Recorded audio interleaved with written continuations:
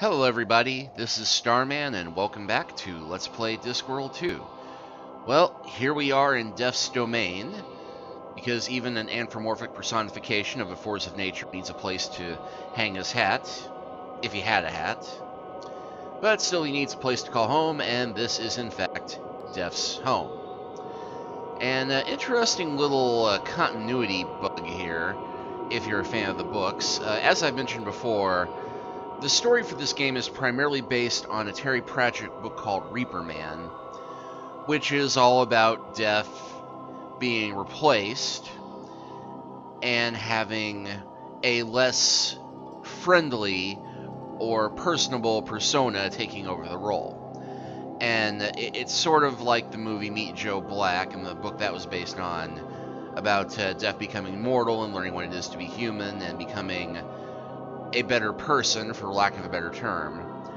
But at the end of the book, Death winds up creating a wheat field in his domain, which up until then is a land of eternal blackness. So now he's got this gold field for chopping grain down, as sort of a metaphor for the man that he was, who was in fact a Reaper Man, and a reminder of, what his role is. And it's a very touching story. I recommend it highly. That's Reaper Man by Terry Pratchett. But I'm not here to discuss literature. I'm here to grab a bunch of items and accomplish a bunch of silly quests.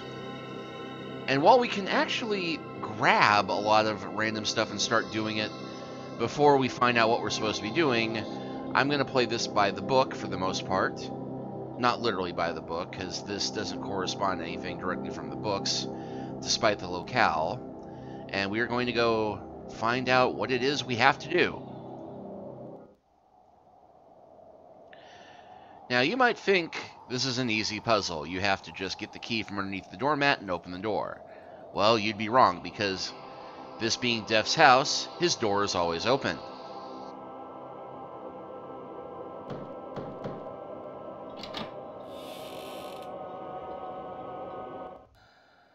However, we do still need to get a key from underneath the mat. Shall I get inside it? No way! Nobody's ever interfered with the luggage and lived to tell about it.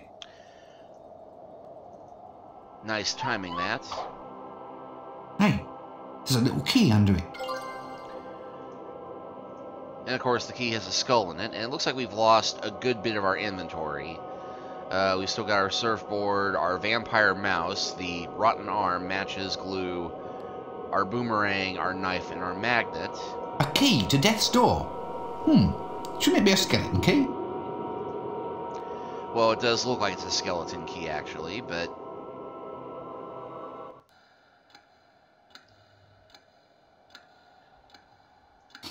What a lovely brutal swooshing sound this clock makes. Death's golf bag? Yeah, I'm not sure I want to see what the balls are like. The skull cliché is growing very old very fast. There's an umbrella stand, which naturally... It rains here. Actually, there's no umbrella, just an old scythe. So let's see, we got a couple exits here. Nice black material. That leads to the library. That leads to the kitchen. That leads to Susan's bedroom. Yes, how the heck Rincewind knows this, and who Susan is for that matter, is another question. That leads to Death's study.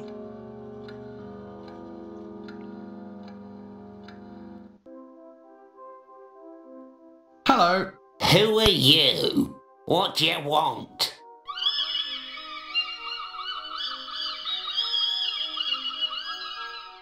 Yeah, that's right. Look, I'm here to become Death. You what? You know, Death, the Pale Horseman.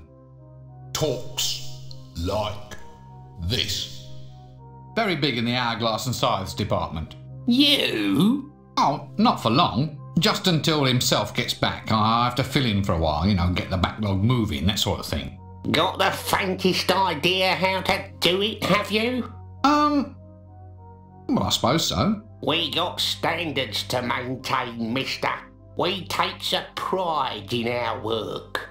I ain't having you letting the side down. Listen, you got to be at the snuff before you can be deaf. Now, do you mean? Well, you got to be able to ride the pale horse, and you got to wear the right clothes. Death wouldn't be seen dead in anything but a black robe. Yeah, you'll need a scythe and a capital letter voice. Something chilling. Is that all? You want more? Get on with it. Oh, goody. Another quest. I'm just flotsam on the sea of life. Yeah, stop snivelling and get on with it. Yes, this rather surly fellow is Albert. He is Death's butler. And in case you're wondering how Death came to have a butler, this all gets covered in the first Discworld story centering upon Death, which is called Mort, and this whole quest line borrows a little bit from that book. The basic plot of Mort is that Death decides to take on an apprentice, not because he needs one, but because Death, somewhere along the line, wound up adopting a daughter. Just finding this baby, who is the sole survivor of a disaster, and something like compassion taking hold on his, what we will call a heart, even though he doesn't have one, being a walking skeleton. But he decided to take on an apprentice because on some level he knew something about how apprentices frequently married their master's daughters, and it wound up giving him a roundabout way of ensuring that this girl he had saved would have a good life, albeit not quite in the way he'd planned. But, yes, Mort winds up becoming more and more like Death the more he tries to take on his duties, and this leads to a lot of problems which Albert has to help with. And Albert, we find out, is a former Arch-Chancellor of Unseen University, who, knowing that his time was coming, decided to perform the rite of Ash Kent backwards, in the theory that taking a death rite that summons death to you and performing it in reverse would put death away from you. Actually, it sent him to death. Which then led to an arrangement where Death, actually wanting some company, decided to let Albert stay in his realm where time doesn't pass, at least not time in the way that we think of time. And so Albert has spent the better part of 1,000 years staying in Death's realm and becoming more and more curmudgeonly, which is saying something because he was a pretty vicious old fart to begin with. One sinister black table, polished with sinister black beeswax, no doubt. The death of rats, now appearing at a plague pit near you. Yes, and of course, the death of rats did not actually form until the end of Reaper Man, which I've mentioned before. So him being here, if you want to take this as literally being, the equivalent of that story, it doesn't make any sense. But, then again, this is Discworld Earth 2, for lack of a better term. Anyway, let's start grabbing everything that we can get our greasy little mitts on. A pot-belly stove, eh? About time this one went on a diet. The death of rat. Get your thieving hands off! That is for tea time. But this is Death's kingdom. Time never passes here. I never said tea time would be soon. Okay, so clearly we need to get Albert out of the room before we can mess with that. The bells, they never stop ringing. Sorry, I got carried away for a moment. Ah, a lovely view of... On second thought, why not just look at a blank piece of wall? It's sure to be much more scenic. Ah, a lovely view of... On second thought, why not just look at a blank piece of wall? It's sure to be much more scenic. Alright. Albert, an annoying butler type of character. He's going to find himself in terror of his suspended little life once the new management takes charge.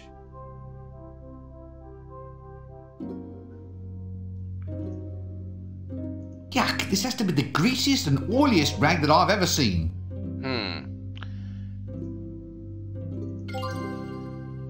And now I have a smoldering, burning rag in my luggage, which is not bothering it at all. Wow, talk about smoke.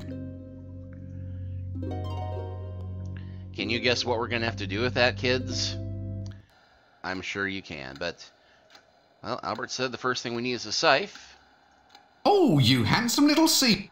I was trying to get to the scythe. Now we're cooking with charcoal. With this, I really feel the goods. Alright, so now we have a scythe. Ooh, a scythe. The right tool for the right job, I always say. Now, let's go chop some wood. Alright, well, let's go ahead and turn that one in.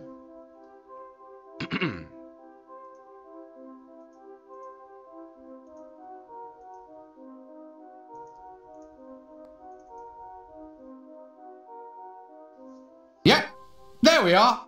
Read it and reap, Albert. See? A scythe. Oh, we are, Mr. Clever, aren't we? I suppose you've got some idea about how to use it? Well, of course I can use a scythe. You just sort of, yeah, well, I'm sure I'll get the swing of it. It will just take a bit of practice. Not inside where you'll scar my woodwork. Take it outside and weed the field. When that's done, then perhaps you might have enough skill to go and reap some souls. You know, if I end up in charge, your job is definitely one for downsizing. Okay, so now we have another task to do, because of course we couldn't just find the one item and have that be it.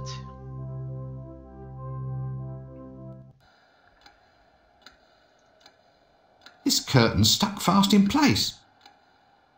I wonder if there's a curtain that's not stuck fast in place. This one looks more mobile.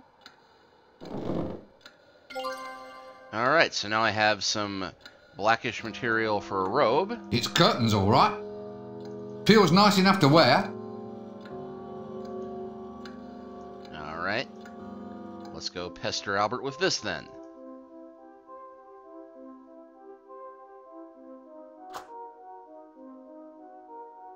There we are. One robe, comma, black, comma, spectres of death for the use of. Call that black? It is black. No, it ain't. Not your light falling into it never to escape kind of black. It's not the kind of black death would wear. You're not making any friends here, I hope you know that. All right, blacker than black it is. Here we go. Alright, so we need to find a way to make this black robe even blacker. Black as my soul. Alright, well, let's go ahead and explore the rest of the mansion. Well, not quite a mansion, it's a house, but looks pretty big from here, mansion-like.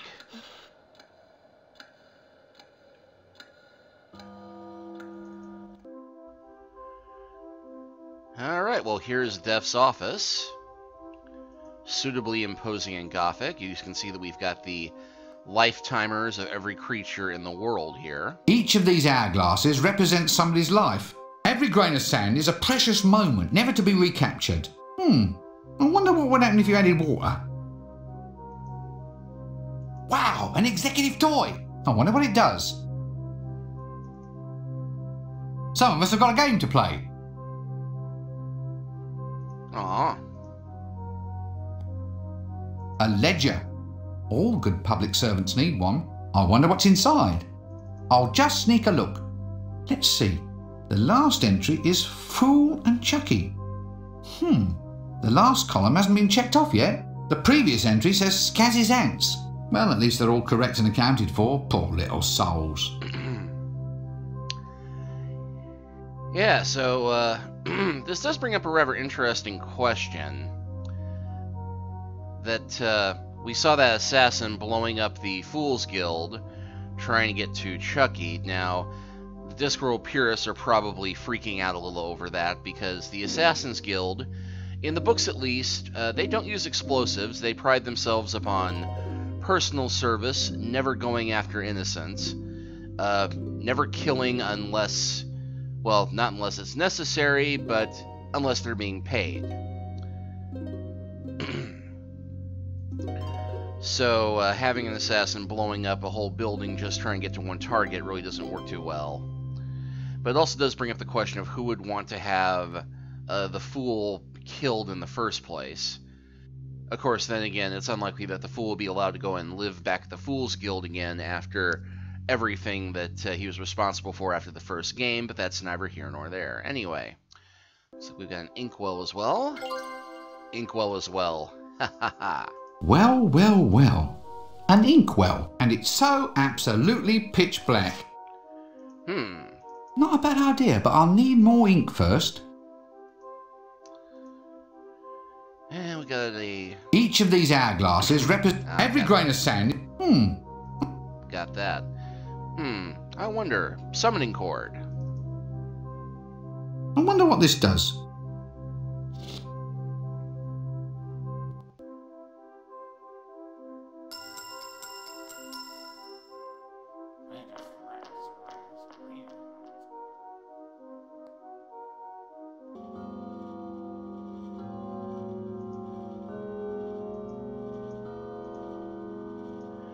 Now, exactly how we managed to leave this place without running into Albert, I'm not sure. But that will get him away, so we can take the sugar bowl, which the Deaf of Rats does not care if we take it, apparently.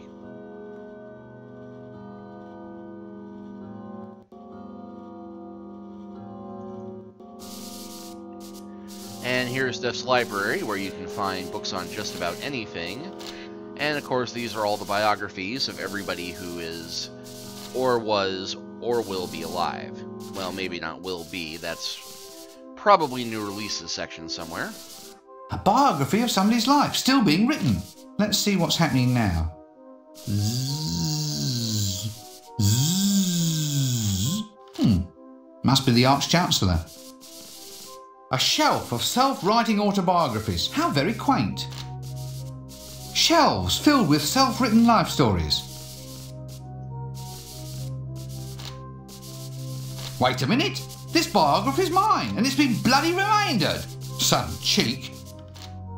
Well, if I can't take it, then who can? And let's in fact take a look at our biography. My life biography. Big print version, easy to read. I've got a better idea. I'll go out there and play the game, and you come in here and risk life and limb, okay? My life biography. Big print version. So we get some kind of detail out of it. Let's see. Whose is this? Albert. Now, what does it say at the moment? Albert sits and takes it easy, dreaming up more silly quests for the little twerp in the dress. Of course. Just wait until I become a real bona fide death. Then I'll deal with him. Can we take the Arch-Chancellor's autobiography? I better not fiddle. I wouldn't want to wake him. Shelves filled with self-written life stories.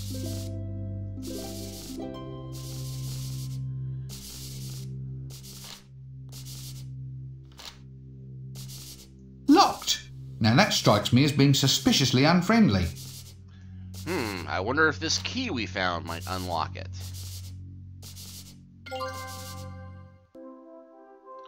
Oh, it's long. Long and hard. Long and hard and shiny. You know, I don't often get to feel them in this kind of condition. Shelves, I mean. I don't often feel shelves in the dark. Well, unfortunately, it's too dark for us to see what's in here. Maybe we have something that could shed some light on the subject. Of course, it's too small for the luggage to fit in there with us. Good idea, but I'd only burn my fingers. Okay, so clearly we need something else in order to bring a light in there. Oh, if only we had one of those beeswax candles.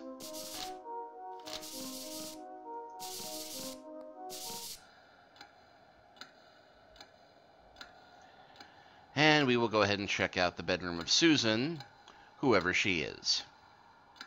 Yes, in fact, I do know who she is, but I'm waiting to tell you who she is.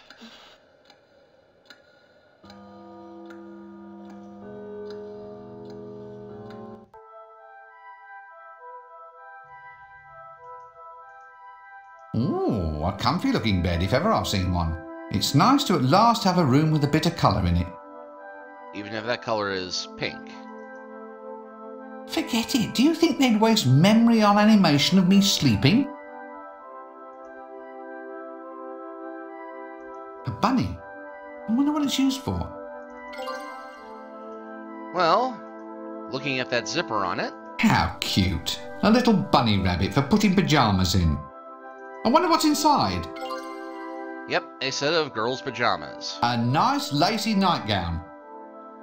Well, more pajamas than a nightgown, but there you go. Girly stuff. Nothing of real interest to a tough macho wizard like myself.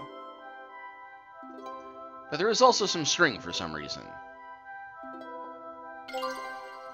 Which is of interest to a tough macho wizard like us.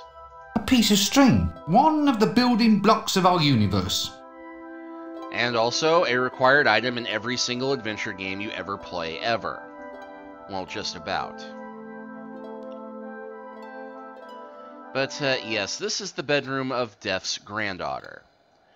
Remember how I mentioned earlier that Def had an adopted daughter? Well, in the Discworld books, eventually they do have a daughter of their own. And somewhere along the line, she winds up forgetting about her grandfather, despite getting to visit him occasionally. We never get to see the details of Susan's time with her grandfather as a young girl, although mention is made that he did try to make a swing and do all the other grandfatherly sort of things with no real degree of success, because try as he might, Def doesn't really understand humans as well as he'd like to.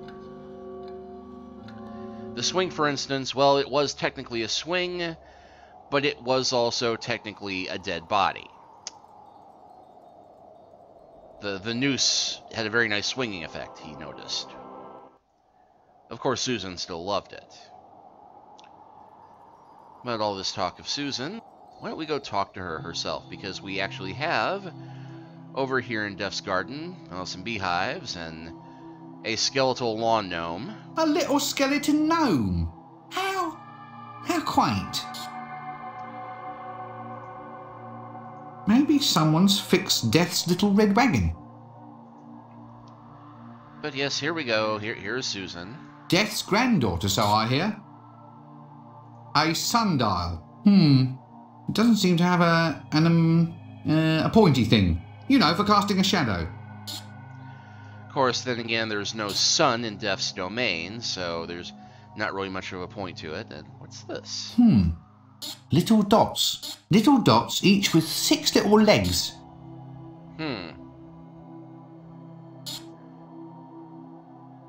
Well, let us go ahead and talk to Susan. In a universe of infinite possibilities, I suppose that hairstyle had to come up somewhere. Hello there. And what are we doing in this awful place, eh? What are we doing here? Well, I'm minding my own business. As for what you're doing, some of us would rather not know. Apart from that, there doesn't seem to be much going on. Well, I ain't trying to be friendly. Yes, probably not a good idea, seeing as you're wearing that dress. I was always told not to talk to strangers, and it'd be hard to be stranger than you. Well, excuse me. All I thought was, hello, here's another mortal in the land of death, then. I mean, it seemed we might have a few mutual talking points, information to exchange, pleasantries, something in common, that sort of thing. Well, it looks as if we buy our clothes in the same shop. Yes, Susan was unusually intelligent and precocious as a child, it was noted. And this does seem to fit that mold. The first time we actually see Susan in the book, she's 16. Her parents have just died, and she's just now starting to remember her rather unusual heritage. And more than that, she winds up developing some death-like powers, because on the Discworld, hereditary tends to go more along, literal lines rather than actual blood. Unless you're a vampire. Let me guess. Death's handmaiden? No, actually, I'm his granddaughter. Was there something I can help you with? Well, it's just that I don't know quite what to do. I'm supposed to be standing in for Death, but I don't know what to do next. Yes? But what am I supposed to do? I mean, what does a living Death do with his time? It all seems dead boring to me. You'll have to give me a signal when you expect me to laugh. My, what a lovely toy cart. You can't have it. Oh, please. Oh, all right then. But get me another toy first. One of of the autobiographies from the Hall of Records should do. Something to laugh at. Laugh? Those are people's life stories we're talking about here. Real tragedies, hopes, dreams, triumphs and aspirations. How can you possibly find them amusing? I was thinking of yours. That should be a laugh. Just bring it here once you've found it. Well, that's convenient. Goodbye! And one of the few cases where it'll let you grab an item before you need it. There. My ongoing life story. Are you satisfied? Oh, look. An autobiography with join the dot pictures. That's a catalogue of all my hopes and dreams, all my achievements. You treat it with just a little bit of respect, young lady. Oh, look. Here's your thought for the day. Ah, what does it say? Actually, the line is blank. Give it back. Some people just don't appreciate quality literature. Now just tell me something else you'll take in trade. Anything but the story of my life. All right. Go get me one of the really old biographies, then. One of those ones with pictures. They're kept in a locked, dark room somewhere inside. Well, we got the room unlocked.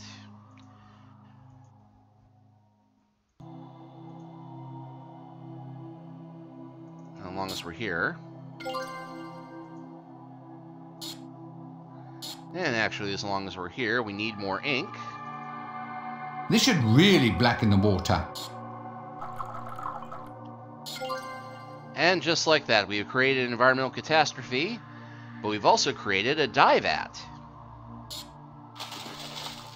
Now this really is blacker than black. Which, oddly enough, is not the name of a Trent Reznor song.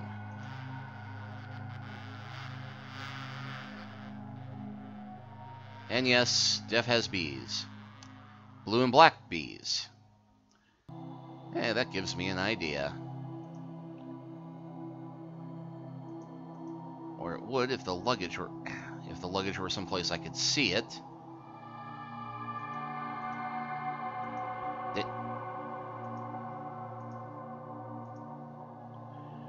Because I now have these thin pajamas. Well, at least it isn't an undergarment this time. And I have this smoky rag. Well, this should do the trick.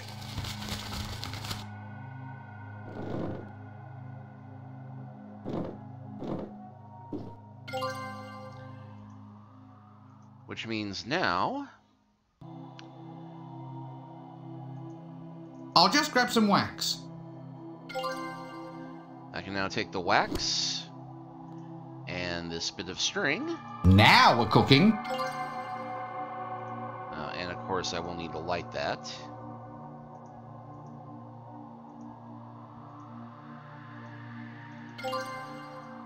A blazing sinister black candle. Yeah.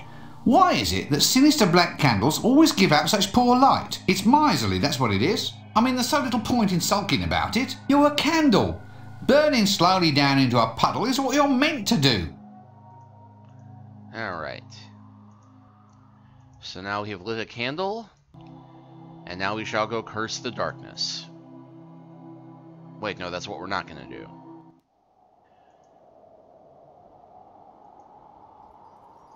Oh, actually, before we head back to get Susan a new book, we might try doing a bit of reaping while we're out here.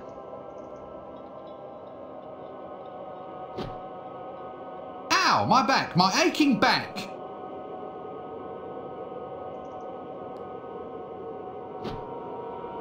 Ow, my back, my aching back. Okay, so Rincewind is too much of a wimp to be able to do this, obviously. So we'll have to find some easier way of trying to mow down all of that corn.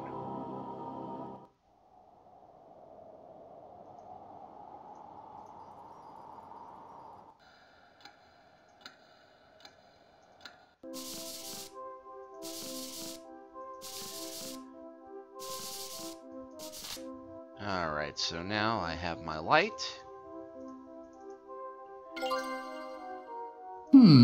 Old stone tablets. Must be from before paper was invented.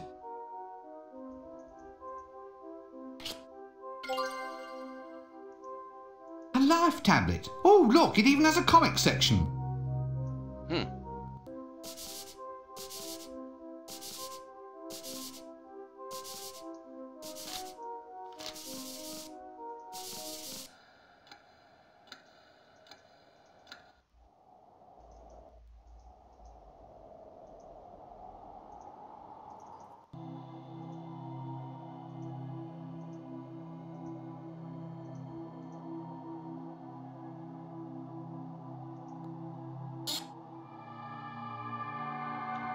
Alright. Ah, that's right. I left it in my pocket. There. Are you satisfied? Perfectly. This one's much better than yours. Here's the cart to play with. Let me know when you turn up in court. Right, so now we have this little red wagon. A toy cart. Now all we need are some teeny-weeny oxen, some teeny-weeny people. Well, that gives me an idea. I think I can wedge this in at the front. My special patented reaping machine. Yeah, it's not a riding lawnmower, but it'll be a darn sight easier than what we were using before.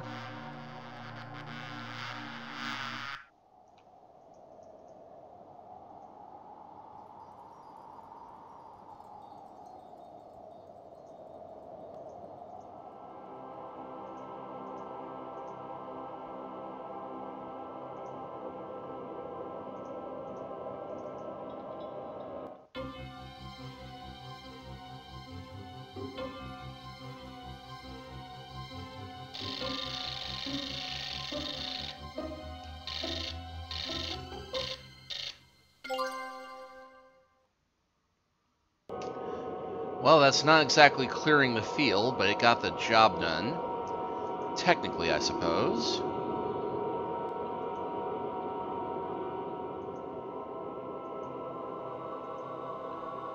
And, you know, we hadn't checked out the stable yet.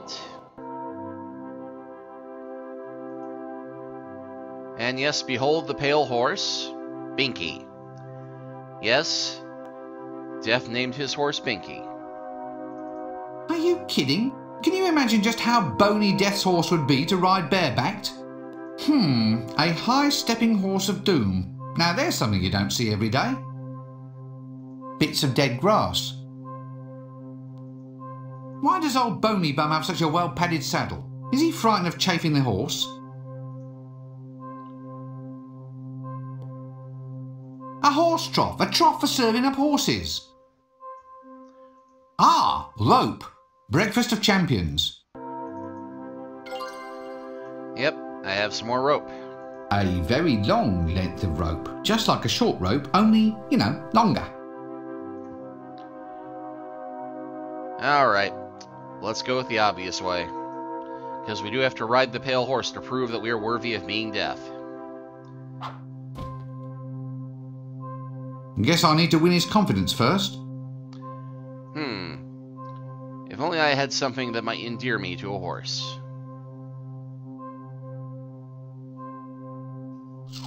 That's a good Binky. There, I think he likes me now.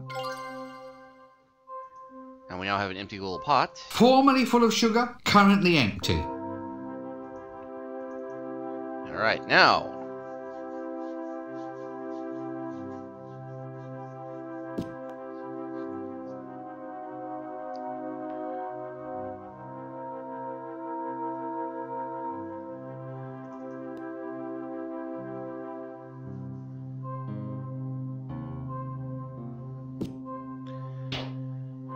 Now you have to wonder, apart from being just a general annoying... Don't you just hate the way that certain characters join forces with game designers to make your life miserable? Yeah, Rincewind actually just voiced the thought I was about to make, which is that, you know, Alfred, being a wizard, is very concerned about the natural order of things breaking apart, which is why in Mort and Reaper Man, he's the first person to start freaking out about the absence of death. So having him take this antagonistic role, trying to make things more difficult for Rincewind when he's the only person willing to do this job, is, well, okay, it's in Alfred's nature to be antagonistic, but it does kind of fly against the face of his character to be doing this, you know, when the universe is at stake. Thankfully,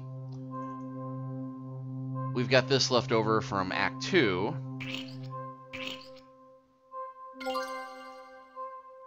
To make it a little easier.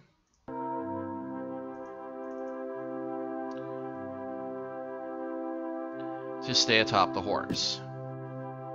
So, one more try.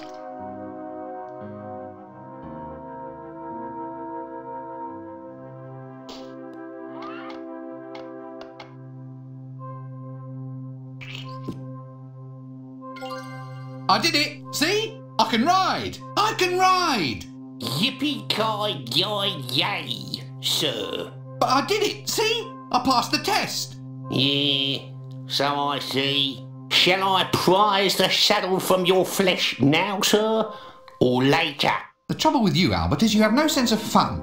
I'll laugh when I'm prizing you out of that saddle, my friend. Yow! It honestly shouldn't have hurt that much.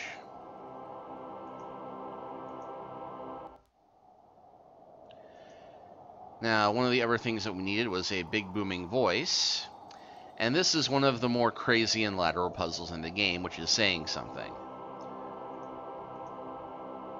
You know, I think I've seen this in the clickies. So we now have a boomerang with a rope on it, and a chimney up here.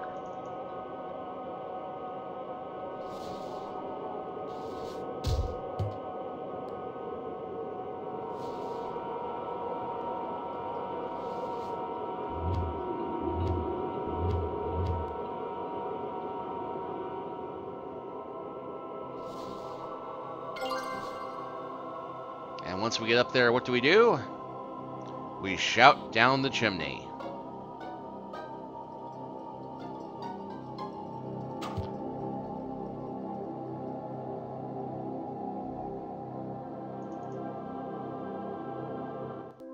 Albert, Albert, it is I, Death. Really, sir? Nice to have you back, sir. Now we can get rid of that little prat in the pointy hat and dress. Well, at least I've proved I can use the voice. With a bunch of hard-to-get-to equipment, but yeah, technically. So yeah, we have proved we can use a scythe. We have ridden the pale horse. We have sort of replicated a big moving voice. I think all we have to do now is... Ha! An entire field of corn reaped. Yeah, I've got you trembling now, eh? I'm apocalypse material now. Oh, indeed, sir. You're gonna strike fear and trembling into blades of grass everywhere. I think all we have to do now is get the robe approved. There we go. Light not only simply falls into it, but it doesn't even get a chance to scream. Yes. Well, the cut could be better. Albert! Oh, very well. I suppose beggars can't be choosers. Right, I've ridden the horse, got the clothes, the voice, the scythe, the moves. Now, hold on. Being deaf isn't like delivering the papers. No. I can't let you go out hacking and slaying wholesale until you've had a trial run. Start small, mister. Collect 100 souls first, and then maybe you'll be ready to get out there and slay them. 100 souls? Right now? Yep. Look, couldn't we, just come to an arrangement? Come on, 10 gold pieces says we just, forget all about it and get on with the story. Bribery, eh? Trying to buy your way out of a quest? Where would we be if everyone tried that, eh? Fine, right, well, let's go get 100 lovely souls for Albert and the principle of complicated gaming, eh? Bye-bye, mister. Don't trip and decapitate yourself on the way out.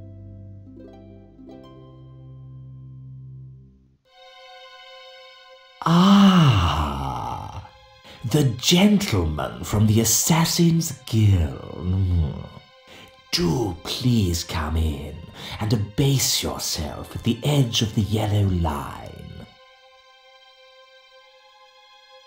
Now, come closer while I explain.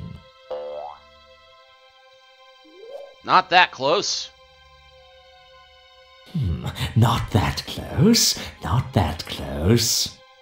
Oh, sorry. Now look, I want someone removed. A potential troublemaker, somebody who's become too popular for his, or should I say, my good. And there has to be no way of connecting myself with his demise. Say no more, sir, say no more. We shall strike like the subtle hand of doom, leaving nothing but weeping in our wake. For you see, we are the night. You are? I thought you were the Assassin's Guild. Ah, well, we are the Assassin's Guild, but we are also the night. So, I am the night. in fact, you're that period of the diurnal rhythm defined by darkness, are you? So, nighttime thefts, muggings, murders, and overnight cart parking in restricted zones. We can just start billing the Assassin's Guild directly, can we? No more fussing about with tax collectors and fines. What? But just because we are the night doesn't mean that we're responsible for the night. Well, if you are it, then you have to control it. And if you control it, then you're responsible for it. This seems eminently sensible. I have a few thousand unpaid bills we can send your way by tomorrow. No. Now look. All right. We aren't the night, but we are of the night. Of. So we are an integral part of the night, without assuming any controlling or otherwise responsible position. So, whereas we can assume custodianship of unpaid bills, this will only be as a storage facility, a favor to you, my lord, until we find someone who utterly encompasses all aspects of the night, whereupon we can pass the bills on to him. Oh, very well. So, in the meantime, just get on with this new job, huh? And don't mess it up like you did with the Fool's Guild last time. Now that was apparently meant to be the patrician of Ankh-Morpork, although he's far more flashily dressed than normal, but the voice is the same as from the first game. And while the patrician would have a vested interest in seeing the fool get killed, one wonders why he didn't deal with it himself, because the patrician in the Discworld books is an ex-assassin himself, or at the very least he was educated at the Assassin's Guild School, which is of course the best school for gentlemen in Ankh-Morpork. But that's neither here nor there. It's all plot convenience for lack of a better term for what we'll call this story being a plot. And I wonder...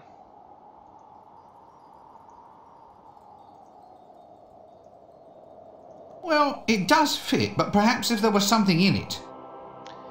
Yeah, another example of the game not letting you get ahead of yourself, because I think you can guess what we do next to get our 100 souls. Remember those tiny little dots with the 6 legs from earlier? Well, those are in fact the souls of ants.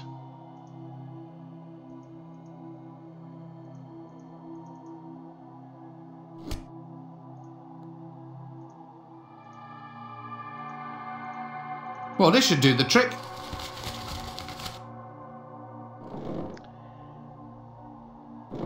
In order to attract those souls, we need something that they would find appetizing, like, for instance, honey. I'll just sneak a little honey, they'll never notice.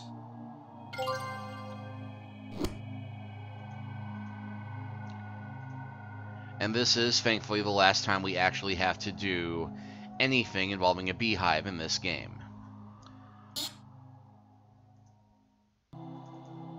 Good idea, but what should I do with it? Throw it at them? Yeah, so even though they're right there, we have to go fishing for souls.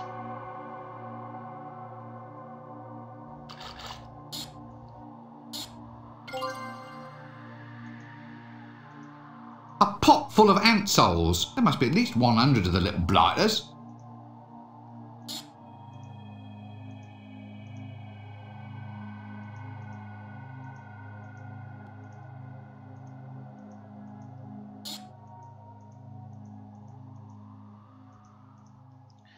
Anyway, it's a little bit odd that the patrician would be paying to have Death himself killed, because apart from the obvious metaphorical implications of that, it just doesn't seem like the sort of thing he'd worry about. Although the conversation that we saw earlier with the patrician being very literal about the whole "we are the night" thing, that's very true to the character, who bans sloppy metaphors in the city as best as possible. To the degree that a lot of bards started quitting the city because it was impossible for them to sing about, you know, all men spoke of his prowess in a song without being able to get receipts proving that that happened, you know, getting a signature petition showing that everybody really did speak of his prowess, or without saying, you know, all men spoke of his prowess, except for quite a few people who thought that he was a liar, and some people from his home village who thought he was a bit full of himself. But I digress. Anyway. This curtain's stuck. Whoops.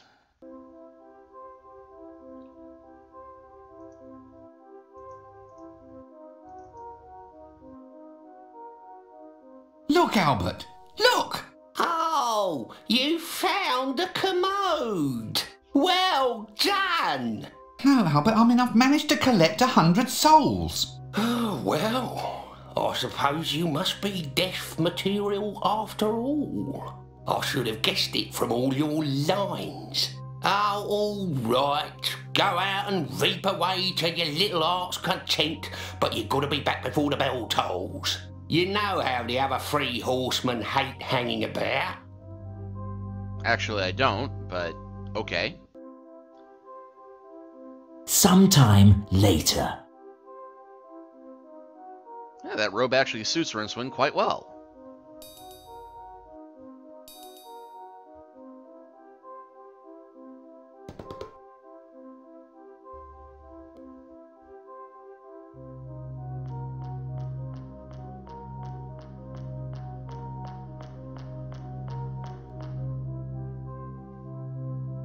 Oh, there you are, sir. And quite the part you look. There's a job for you.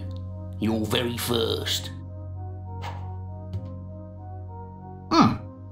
What's this? It's a life-timer hourglass. It counts off the moments of its owner's life. As you can see, it's almost empty. Perhaps it's time for you to put down your milky tea and actually do some work. All right. I'm going. Who does this hourglass belong to, then? Oh, you'll find out. I think you'll find him quite easy to spot in a crowd.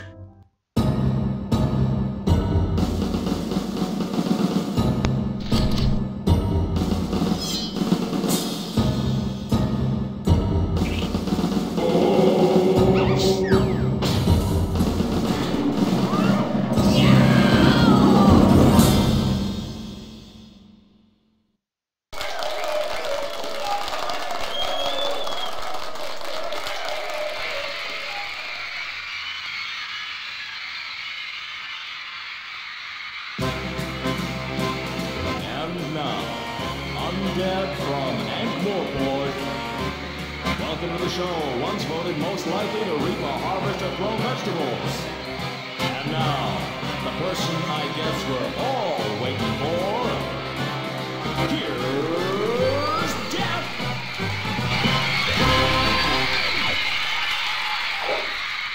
Whoa!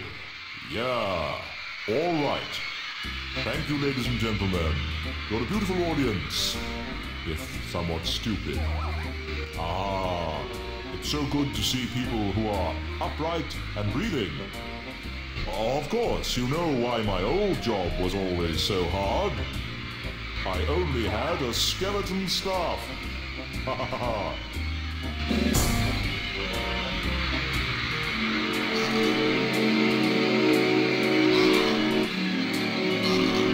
Knock knock. Who's there? Death. Death who? Death. Oh! Thank you. Thank you. Thank you.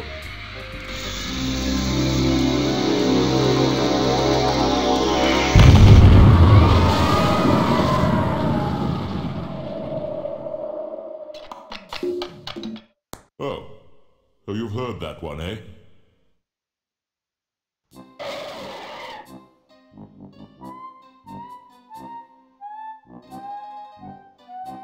Alas, poor Death.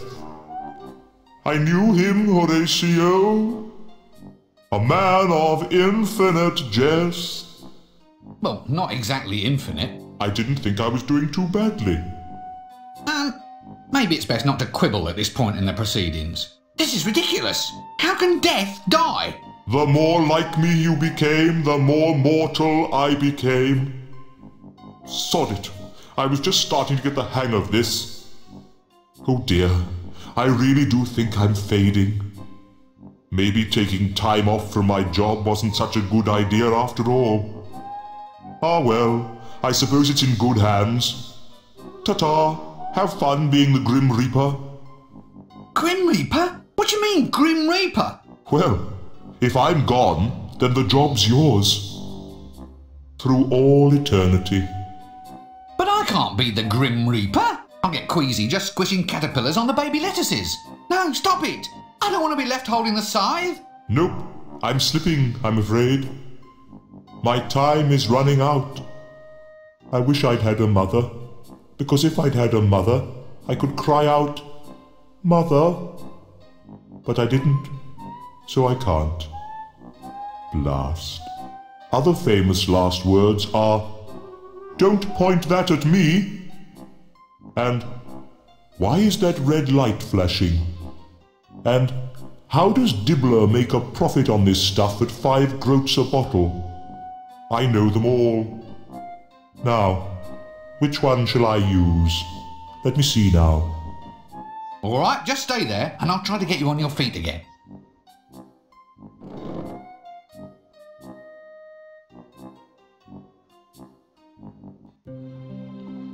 Act 4.